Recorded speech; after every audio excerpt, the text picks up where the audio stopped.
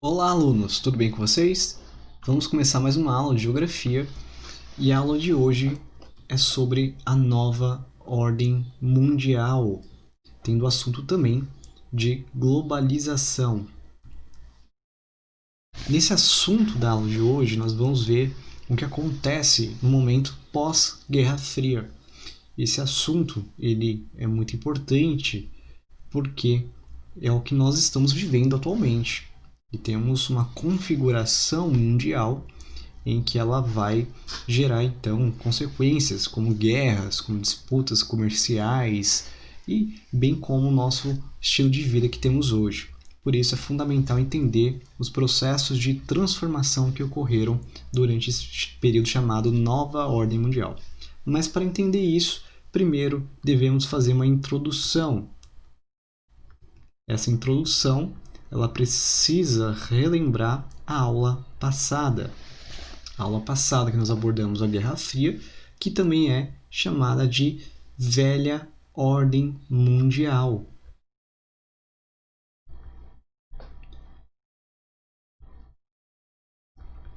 A Guerra Fria é chamada de Velha Ordem não só porque foi substituída, mas porque ela acabava hegemonizando, né, o estilo de organização em que nós podemos ter as características delas de forma bem sintética, reduzida no seguinte pensamento: era um mundo bipolar, ou seja, dividido entre dois polos que nós tínhamos visto, Estados Unidos de um lado e União Soviética do outro, em que tinham sistemas econômicos bem diferentes. E esses países acabaram então articulando, né, todos os países dentro da sua ótica, né, sendo que ou você podia ser capitalista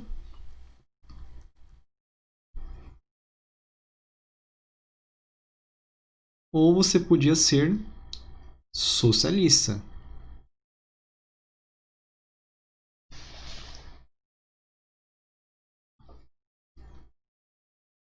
Nesse assunto também é fundamental que a gente veja então esse mapa e relembre, né, alguns pontos importantes. Temos o destaque aqui dos países dos Estados Unidos,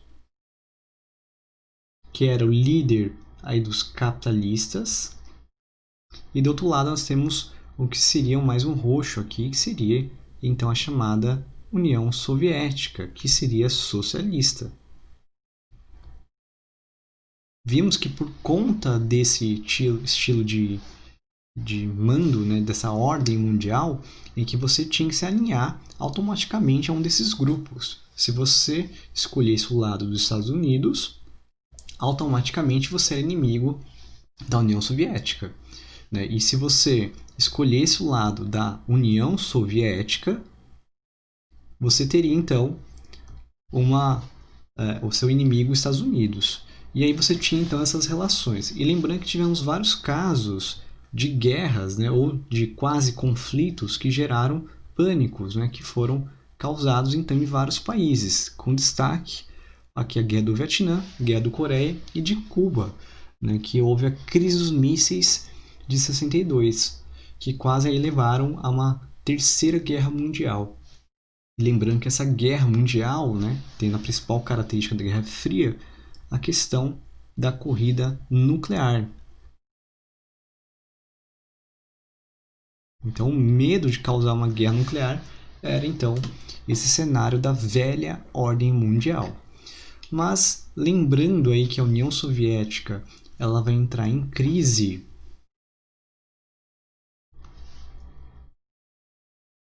nos anos 90 por vários motivos, chegando então ao processo de desintegração da União Soviética.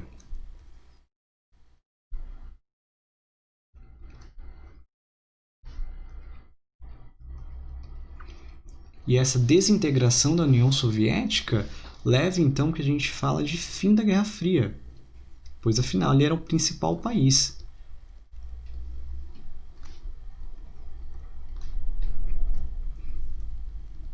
Ou seja, fim também dessa velha ordem mundial. E aí chegamos ao contexto de criação dessa nova ordem mundial, né, que ela vem principalmente em 1991, né, quando ocorre aí a desintegração da União Soviética, né, que veio causada desde a década aí de 80, chegando ao seu auge nos anos 90, e aí nós temos então um novo mundo, e esse mundo ele é configurado então em uma nova característica, que vai ser determinada por alguns países, né? Vamos ver agora as características dessa nova ordem mundial.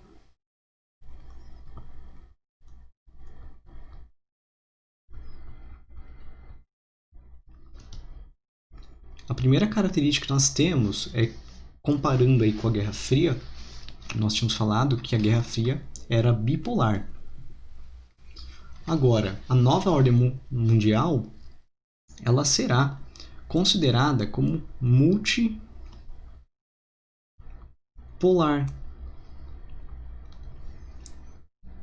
Isso porque aparecem outros países no cenário econômico. Então é bom notar isso porque vocês vão entender o que nós vamos abordar depois. Podemos aqui até empurrar mais esse mapa e reescrever aqui.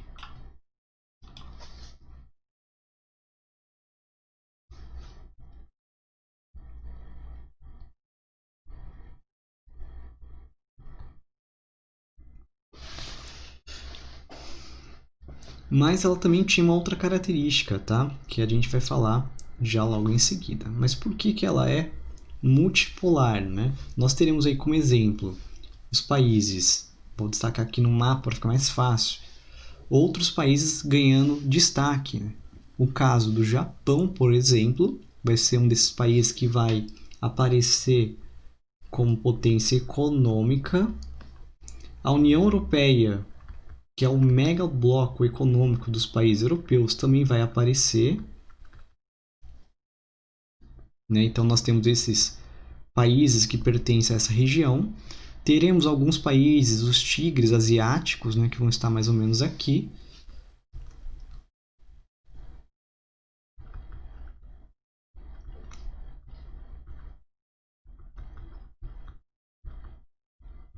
E também podemos destacar os chamados BRICS, né, que é aquele bloco que vai ter, bloco não, perdão, né, mas é uma organização econômica em que temos o Brasil, Rússia, Índia, China e aqui o S de South Africa, de África do Sul, né, então que seria esse país que estaria localizado aqui. Brasil, temos o caso da Índia, da China e da Rússia, né, que vão ser os países dos BRICS.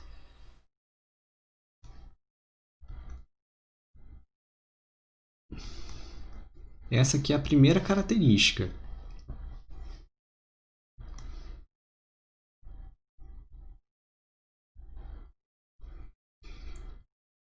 A segunda característica que a gente pode falar é que no sentido político,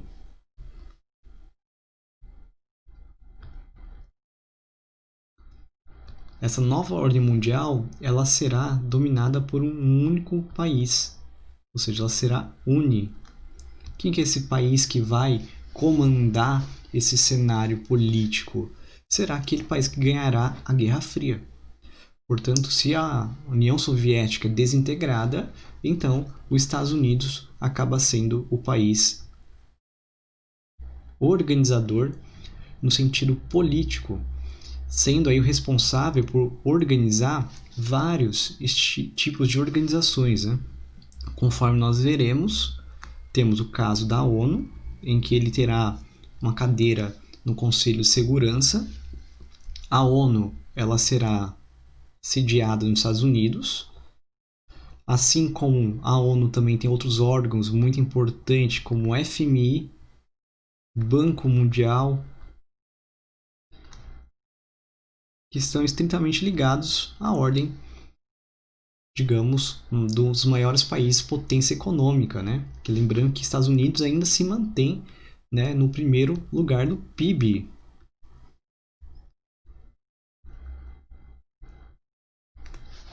Ganhando grande destaque, né? Então, os Estados Unidos se mantendo como o grande ganhador.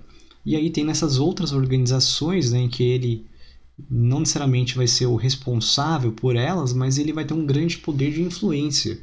Assim como a OTAN também será uma outra organização criada lá na Guerra Fria para combater seu rival, União Soviética. E a OTAN ainda vai continuar existindo, sendo uma grande aliança ainda militar. Portanto, o que a gente pode entender é que essa nova ordem mundial, ela substitui aquela velha ordem, que era um mundo bipolar, e passa a ser um mundo em que nós podemos então considerar ele como ao mesmo tempo uni e multipolar. Lembrando aí que o sentido uni é no sentido político e no sentido multipolar é no sentido econômico.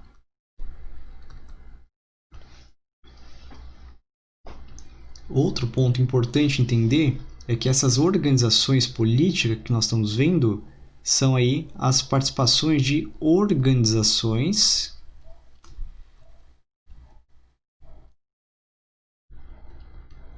supranacionais, ou seja, que vão além das nações. Não quer dizer que elas ultrapassam, são mais importantes do que os países individualmente, mas é que elas acabam conseguindo então levar adiante suas ideias para essas organizações. Bom, depois a gente vê sobre esses temas aí, mas de forma sintética, então, os Estados Unidos se mantém como potência econômica e agora também se mantém como uma das únicas potências políticas com maior decisão, né? Lembrando que a ONU ela é composta por vários países, assim como o FMI e Banco Mundial, que estão relacionadas com essa organização, mas que os Estados Unidos exercem uma grande influência nessas organizações. Tanto é que a ONU, por exemplo, ela muitas vezes não acaba, digamos, gerando sanções econômicas com os Estados Unidos. Tanto é porque ele faz parte do chamado Conselho de Segurança, que não vai dar tempo de falar hoje, mas quem sabe em outro momento a gente fala. O Conselho de Segurança ele foi criado logo após a Segunda Guerra Mundial e o Conselho de Segurança é composto, né, por alguns países, né, são 5. Eu vou anotar aqui do lado, tentar ver como que a gente pode fazer.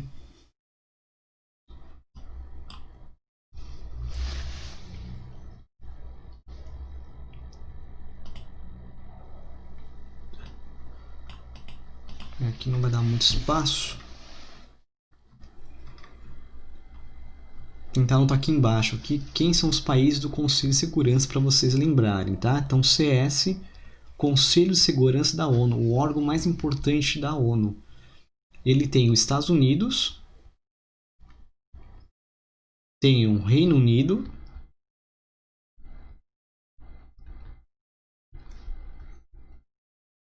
França,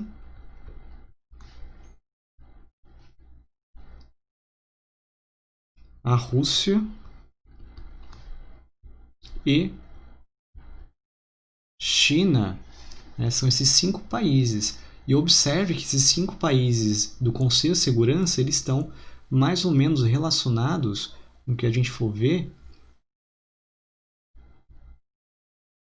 em relação à ideia da Guerra Fria. Por exemplo, Estados Unidos, Reino Unido e França são do grupo capitalista na Guerra Fria. Já a Rússia e a China são aí do grupo socialista, né? Embora a China nem sempre foi aí no Conselho de Segurança a China comunista. Tinha uma outra China, que era a Taiwan, na verdade, que a gente pode falar isso em outro momento. Bom, vamos para as características da nova ordem mundial que nós podemos entender nesse ponto.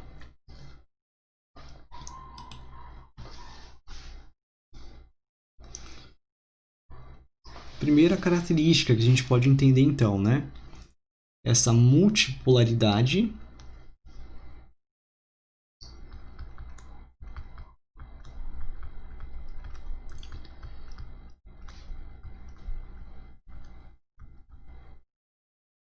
econômica, né, que aparece aí União Europeia, Japão, Tigre Asiáticos, BRICS, entre outros. O fim do alinhamento automático, né, que era característico aí da Guerra Fria.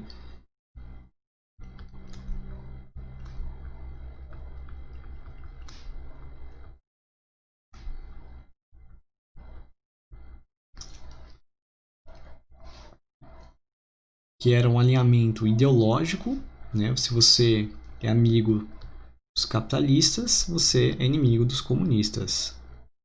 Então isso acaba. Nós inserimos aqui um novo tipo de capitalismo. O tipo agora é o neoliberalismo, que falaremos logo adiante o que seria. Parece também os chamados novos atores, novos sujeitos, né, que aí são as organizações supranacionais.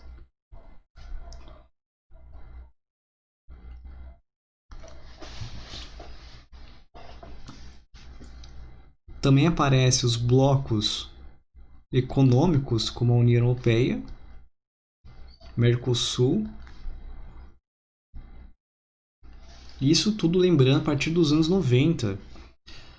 Muitos acharam que com o fim da Guerra Fria haveria não tantos problemas, né, como guerras e outros conflitos. Afinal, a ameaça nuclear era em alta nesse momento. Agora, nesse momento, surgem outros conflitos.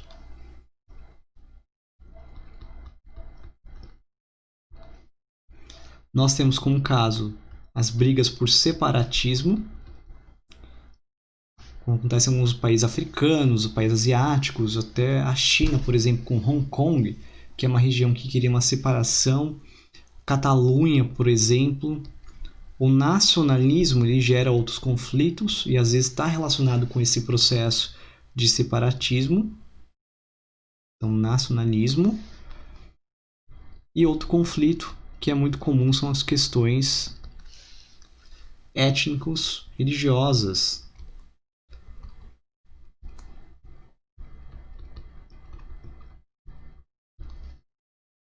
Que aí podemos citar os casos, conflitos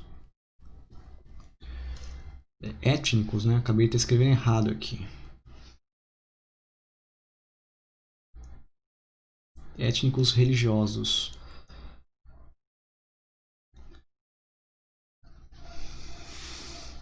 Outra questão que a gente pode colocar é que outra característica na ordem mundial é o auge da globalização.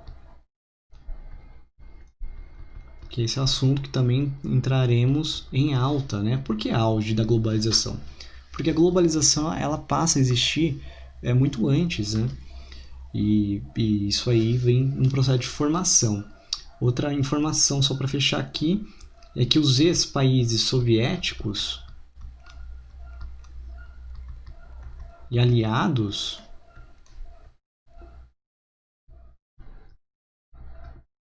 eles tornam-se capitalistas.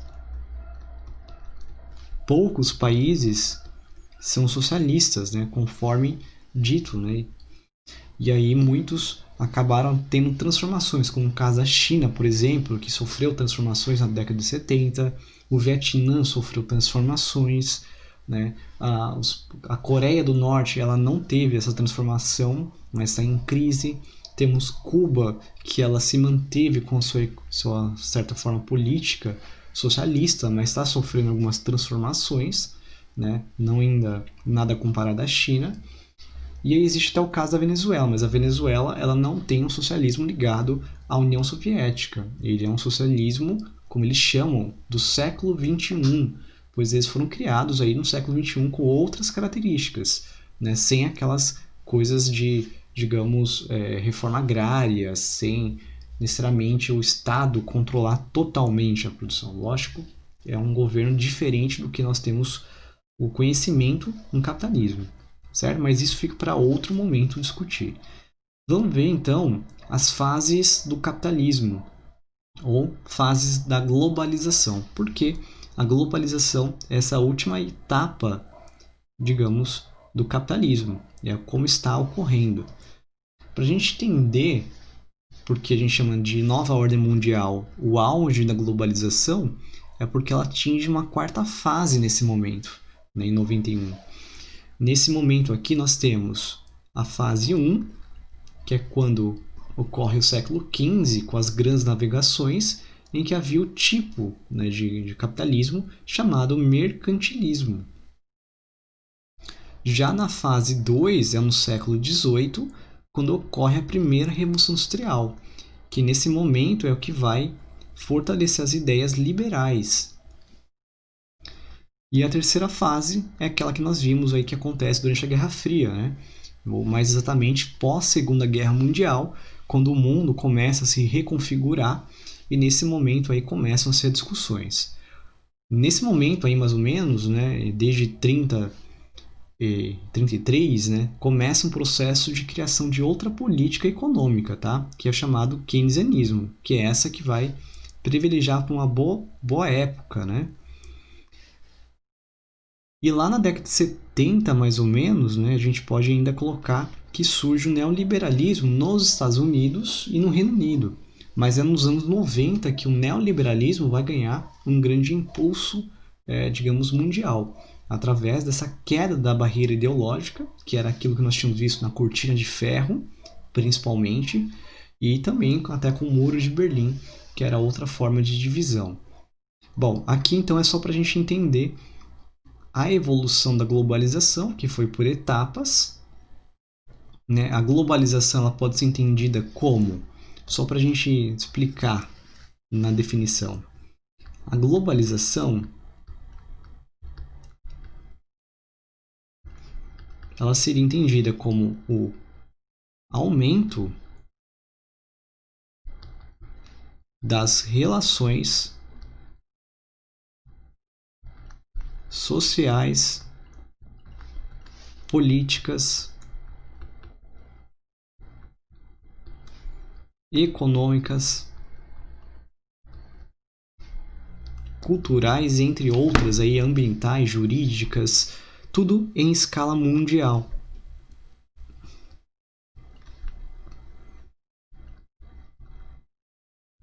Seria esse mundo interconectado que nós conhecemos, né? Sendo que a internet e essas ferramentas que estamos utilizando nesse exato momento para as nossas aulas, tanto o professor quanto os alunos, são ferramentas que vieram através dessa evolução, desse processo de desenvolvimento tecnológico que vai integrar mais ainda nas relações sociais, políticas, econômicas e entre outras categorias, tudo em escala mundial.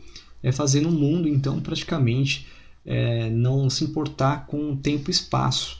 Hoje, por exemplo, nós temos notícias de outros países facilmente. Né? Então, quando acontece uma crise no Mali, quando começou o coronavírus, já estavam meio que sabendo, né, que estava ocorrendo na China, embora demorando aí um pouco de tempo para ser noticiado.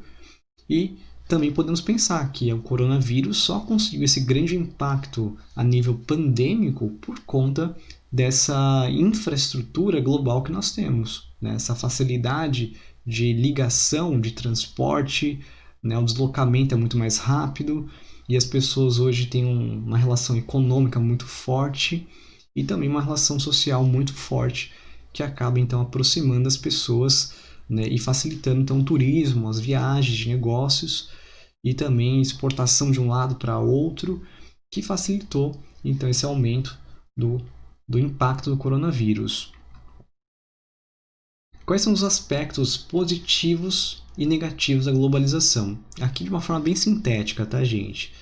Então, globalização, ele tem o primeiro ponto positivo, a relação da tecnologia.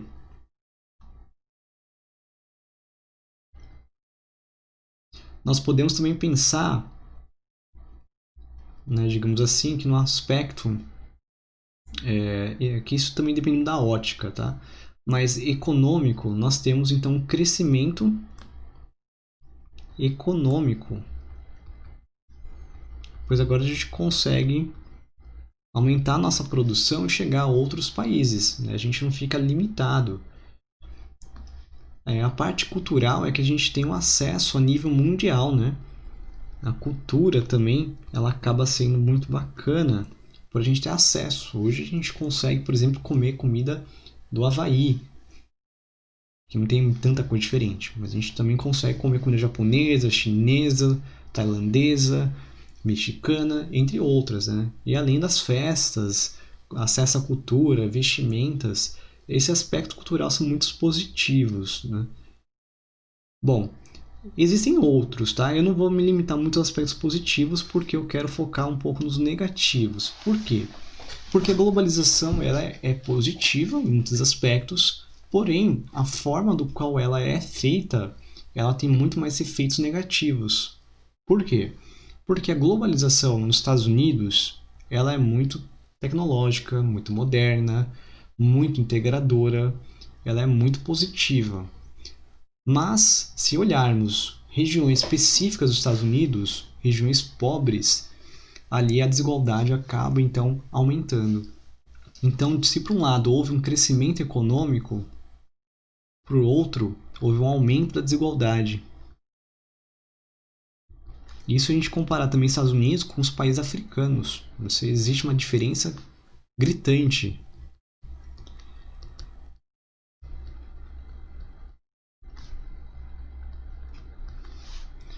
Se a gente for pensar sobre a tecnologia, os países desenvolvidos controlam a tecnologia. Ou seja, os países ricos, como os Estados Unidos, a União Europeia, né, aquele bloco, o Japão. Então isso aumentou a dependência nossa sobre os países envolvidos. E no aspecto cultural, embora a gente tenha uma facilidade para ter essas informações, a gente tem uma cultura hegemônica.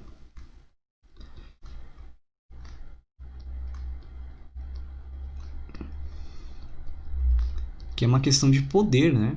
E essa cultura hegemônica é uma cultura com forte influência dos Estados Unidos. Desde o estilo de vida, que é baseada no consumo,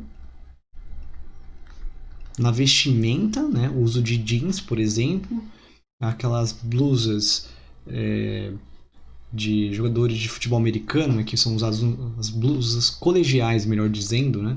Como são colocadas. Também temos aí os fast foods, que aí levam ao problema de obesidades, o aumento do sódio, né, de açúcar, por exemplo, no sangue, que levam então a questões de saúde muito complicadas. Então, se a gente for olhar bem a fundo, a gente vê que existem coisas positivas da globalização, mas existem vários pontos negativos também. E é isso que o vestibular foca, principalmente os pontos negativos dessa contradição da globalização, que ela não é bonitinha, ela não é que nem o mundo da Disney, ela é cheia de desigualdades. E isso é um problema, né? Por exemplo, um caso interessante, pensar no iPhone. O iPhone, ele... Deixa eu mostrar o mapa aqui. Ele vem de origem, né, da região do Vale do Silício americano, e ele pega no Congo uma matéria-prima, depois ele vai para outros países ser processados e depois ele é levado para a China. Só que aqui, se a gente for pensar o iPhone, por exemplo, ele não é reaproveitado dentro da região do Congo. Ele não é aproveitado ali nas regiões da matéria-prima, onde é retirado para fazer esse celular. E quando ele é feito lá na China, ele é feito cheio de exploração sobre o trabalho. E essa exploração do trabalho, então, ela acaba sendo um dos pontos negativos também da globalização. Que nós vamos falar um pouco sobre o tipo de capitalismo que nós temos, que é o neoliberalismo. Do iPhone eu posso mandar depois um mapa sobre a produção do iPhone para vocês entenderem melhor como que é a produção e como é a desigualdade. Outro caso muito importante, agora eu lembrei, eu acho que não lembro o país, acho que é Camarões, não sei, mas de produtores de cacau, colhedores de cacau na verdade. em que eles acabam tendo boa parte da produção da matéria-prima do cacau que vai ser processada e criado chocolate, que vai ser vendido na Europa e em outras regiões. E muitos coletores de cacau, eles nunca provaram chocolate. Então, existem relatos aí na internet que são verídicos, né, que mostram então, essa falta de acesso igual. Né? E aí existe então uma controvérsia muito impactante sobre isso. Bom, o que é o neoliberalismo? O neoliberalismo ele carrega então o nome neo, que é novo, e liberalismo, que é uma corrente antiga aí, que veio junto com os preceitos do iluminismo. E essa ideia, principalmente, um novo liberalismo, ele tentou trazer uma nova roupagem, um novo modo de olhar sobre esse estilo. Né? Então ele pega algumas características do liberalismo e algumas outras eles alteram. Né? Então algumas são iguais e outras sofreram levemente modificações. Quais são? O liberalismo, de forma geral, ele sempre vai defender a menor participação do Estado. Isso tanto na economia como na intervenção. Então ele não vai intervir, por exemplo, digamos, tentando alterar regras na economia mundial, né? Aquela ideia de oferta e procura,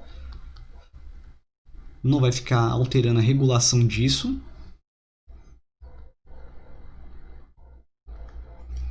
No comércio propriamente dito. E os estados, ou seja, os governos, também não vão intervir. Então aqui quando eu falo de intervenção, eu falo dos governos. Eles não vão intervir na economia. Né? E a economia seria que eu estou falando de oferta e procura de mercadorias para alterar então o valor do produto. Isso aí já era uma característica bem comum, tá? O neoliberalismo ele até entende o seguinte, que se houver necessidade de combater uma crise econômica, possa ter sim um pouco de participação. Tanto é que eles dizem que é uma mínima participação.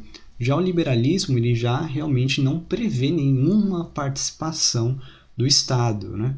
Só que aí lembrando que teve depois da ideia do liberalismo, que prevaleceu um bom tempo, houve uma grande crise econômica nos Estados Unidos, né? Que foi uma crise a nível mundial, que levou à crise de 29. E depois desse momento é que surge a outra corrente chamada keynesianismo, em que ela vai levar uma maior participação do Estado na economia. Né? Quem não sabe disso me procura no Ask que eu explico melhor porque a aula é bem mais curta. A segunda característica do neoliberalismo, privatizações. É evitar que tenham empresas estatais. Né? Isso aqui é uma forma de combater as ideias keynesianistas que justamente vão começar a propiciar esses órgãos estatais. Como falado, né, o keynesianismo surge após a crise de 29 e não havia muitos empregos nos Estados Unidos. E uma forma que o governo americano encontrou foi então de criar cargos públicos para conseguir então que as pessoas tenham um salário e com o salário conseguir gerar um giro de fluxo, né, econômico para conseguir estimular a economia. Só que aí nos anos 70 mais ou menos, né, onde surge o neoliberalismo, aqui com o Ronald Reagan,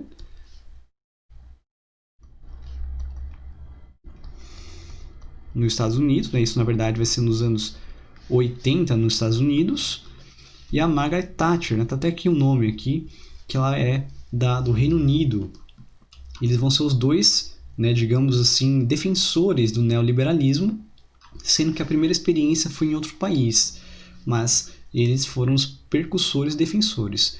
E quando surge a nova ordem mundial, o neoliberalismo ele vai ser expandido como o principal tipo de economia. E muitos países vão aderir a isso de forma meio que forçada, vamos dizer. O Brasil vai aderir também ao neoliberalismo nos anos 90, começando com o governo do Collor. Bom, outro ponto, desregulamentação financeira. Desregulamentar significa você diminuir o rigor da lei. Diminuir o rigor. Então, aquelas leis que controlam muito o comércio, a economia, vão ser retiradas, né? Então, isso era uma forma de tentar diminuir os custos. Outro ponto muito importante que vem acontecendo, as terceirizações. Né? Quando nós temos uma empresa, por exemplo, que vai contratar uma terceira empresa para realizar algum serviço específico. Né? Por exemplo, o cursinho, que seria o caso de uma primeira empresa que estamos falando, ele vai contratar uma outra empresa, por exemplo, para fazer as camisetas do cursinho. Ele contrata outra empresa, né? Então isso seria a ideia de terceirização. Então uma outra forma também, além da privatização, é esse processo de terceirização que ocorre. Né? Alguns setores não podem ser privatizados e aí eles acabam então terceirizando funcionários. E aí isso vira uma responsabilidade diferente. Por exemplo, o shopping, HR, por exemplo, eles terceirizam, por exemplo, seguranças, terceirizam o pessoal da limpeza. Então, o shopping, por exemplo, ele não é o que contratou a funcionária da limpeza. Ela é terceirizada. Ele contrata uma empresa e é essa empresa quem vai dispor desses funcionários. O que isso gera? Isso gera o ponto aqui de baixo. Uma fragilização do trabalho, né? Por quê? Porque as pessoas praticamente ficam com direitos reduzidos, direitos trabalhistas reduzidos. E aí eles não podem, então, por exemplo, né, questionar, senão eles são demitidos. Então, é uma forma de fragilidade, é uma forma de aumentar a exploração sobre o trabalho, né, que vai acabar ocorrendo. Para as empresas é ótimo, porque ela diminui o custo do trabalhador. E, afinal, agora não é um shopping no HE que vai pagar o 13º, não vai pagar salário. Ele paga uma quantia para a empresa terceirizada, e a empresa terceirizada é quem vai cuidar de todo o serviço. Né? E aí temos vários casos, isso é muito mais comum. Outro ponto também importante é as chamadas leis ambientais frágeis, né? Que aí vão estimular, por exemplo, o desmatamento. Lembrando também, quando a gente fala de lei, gente, lei é feita pelo governo, pelo Estado. E quando a gente fala que o neoliberalismo quer uma redução do Estado, tanto na economia como na intervenção, pode-se entender também que é uma menor burocratização, ou seja, uma menor criação de leis também para tentar estimular o investimento, né? O que leva a muitos problemas, né? Por que no Brasil o desmatamento está aumentando tanto? Porque estamos tendo, né, uma fragilidade das leis ambientais. Os órgãos públicos estão perdendo força. Isso está praticamente então facilitando que pessoas possam desmatar e ir além do que era previsto na lei e não vai ser punido. Né? Além também das questões de exploração de mineral e entre outros. Né? Enfim, existem vários casos. Bom, como que o neoliberalismo foi exportado a nível mundial? Através dessa reunião, e olha o nome, Conferência de Washington, ano 1989. Washington, lembrando que é a capital dos Estados Unidos. Então vejam só como os Estados Unidos entra à frente dessas organizações e é ela quem vai impulsionar as ideias neoliberais. Nessa conferência foi criado uma carta, né, um documento chamado Regras do Comércio. Né, e essas regras do que seria a economia mundial, que trazia meio que uma ideia assim: você quer melhorar seu país? Eu tenho a solução. Siga essas regras sobre o comércio mundial. E no meio dessas regras estão a ideia, né, do neoliberalismo.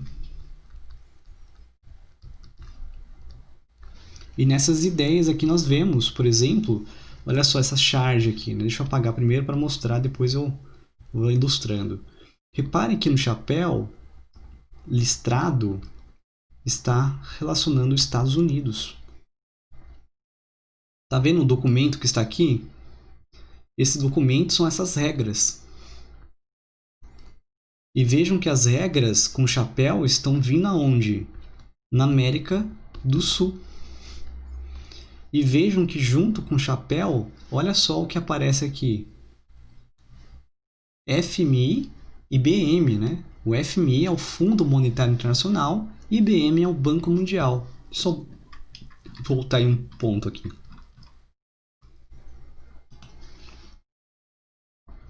Estão vendo aqui? Banco Mundial, FMI, são comandados principalmente pelos Estados Unidos. Não é só evidente, mas eles quem vão organizar isso.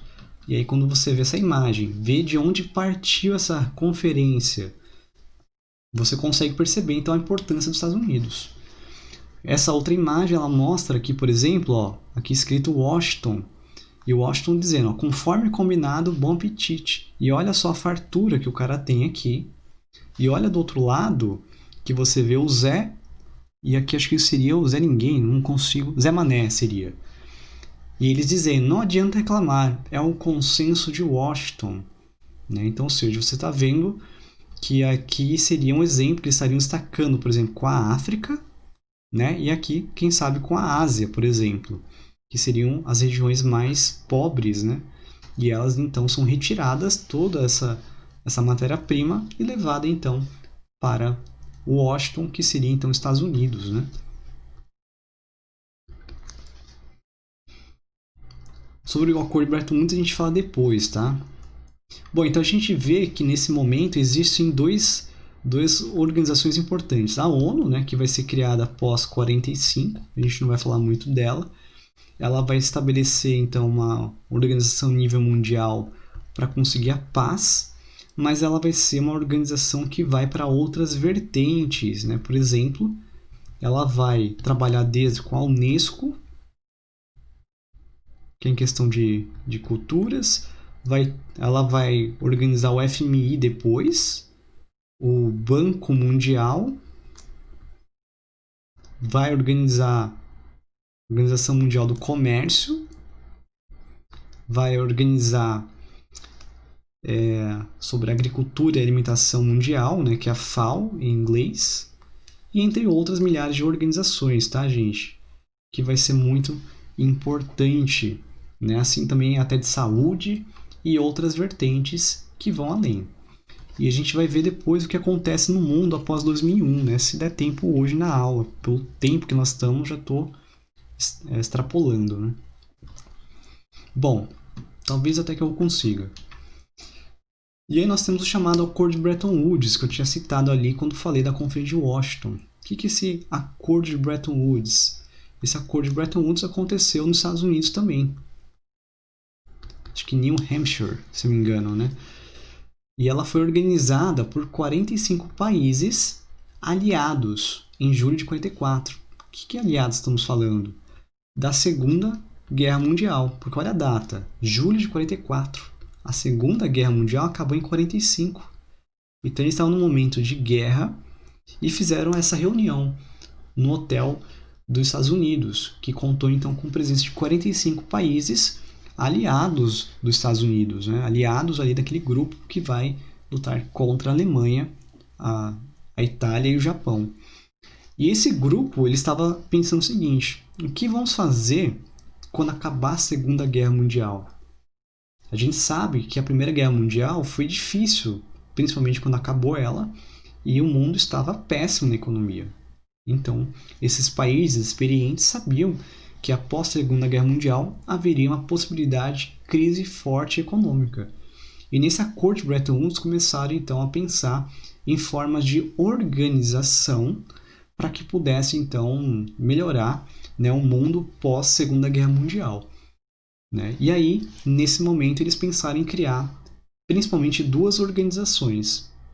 O primeiro foi o que eu já tinha citado, FMI, que é esse símbolo aqui que vocês estão vendo, ó, Fundo Monetário Internacional. Qual o objetivo do FMI?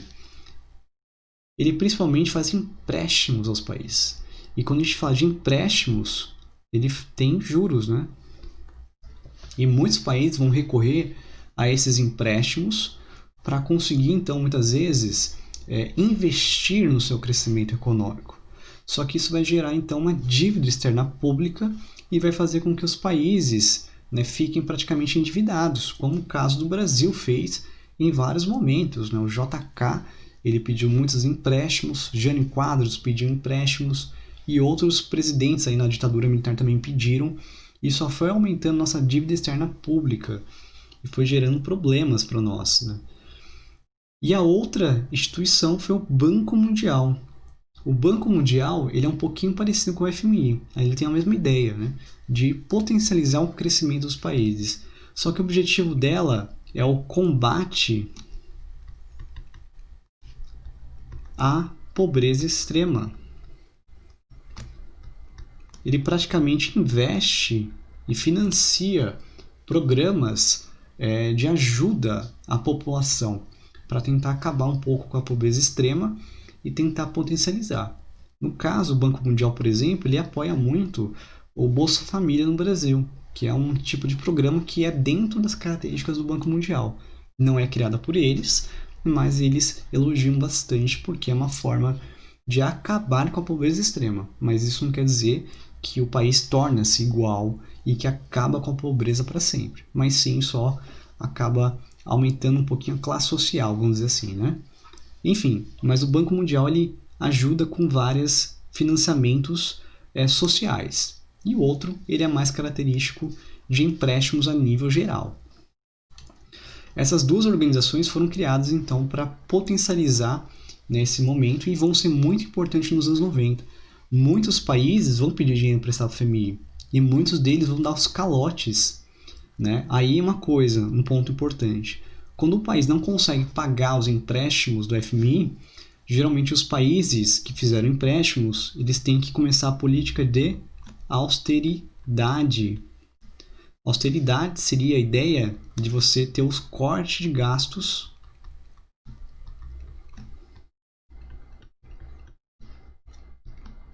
e aí geralmente esses cortes de gastos são feitos em programas sociais, né? Então isso leva a outros problemas. Aí nós podemos citar o caso, por exemplo, da Argentina, que sempre teve um problema com o FMI e dá a possibilidade de pedir mais dinheiro para o FMI. Embora mudou o presidente, talvez não tenha mais essa necessidade. Outro país que teve caso muito recente, a Grécia. A Grécia decretou austeridade e deu calote mesmo, não pagou e não vai pagar, falaram. Né? Eles tiveram um problema geral, né? E isso aí então é um problema a nível mundial, porque à medida que um país boicota, né, o FMI, os juros começam a ficar mais altos. E isso então os outros países pagam, né, digamos assim, por isso. É um problema, né? Outra organização que eu tinha falado é essa daqui, ó, OTAN, ou em inglês NATO. Essa organização, conforme eu tinha falado, foi criada em 49. Ela é organizada por 12 países, né, que são os principais, né, nessa época. E ela tinha um principal objetivo, lutar contra o comunismo. Só que hoje, até hoje ela existe. E o objetivo dela hoje é lutar contra o terrorismo. Hoje são 29 países, tendo um caso muito curioso que em 2002 a Rússia entrou na OTAN com uma participação limitada, né? Então ela era a principal inimiga desse grupo, mas ela acabou sendo aceita então na organização do país, né? Mas não pode nem vetar as decisões e nem votar. Ou seja, o que ela faz lá dentro? Não sei. Em 2017 entrou Montenegro, fechando aí o 29º país, tá? Isso aqui levou a quase um problema com a Rússia que estava lá. E a OTAN, gente, se você observar nessa imagem aqui dos membros de 49, né, vejam aqui os principais países. Aí depois você vem 52, 55, 82. Olha em 99 como entra países que eram aliados da União Soviética, eram aliados da Rússia. Olha que em 2004 entrou mais ainda aliados da Rússia. Em 2009 também. Então esses países que entraram a partir de 99 eram países que eram amigos da Rússia e a Rússia cada vez mais vem perdendo essa influência na região. E a Rússia quer voltar a organizar. Bom, eu vou fazer assim, eu vou encerrar essa aula aqui e aí na próxima a gente continua o tema, né, que seria então análise da política externa dos Estados Unidos. Vou ver se hoje mesmo eu já gravo e já coloco disponível para vocês, mas eu encerro por aqui o assunto principal da nova ordem mundial.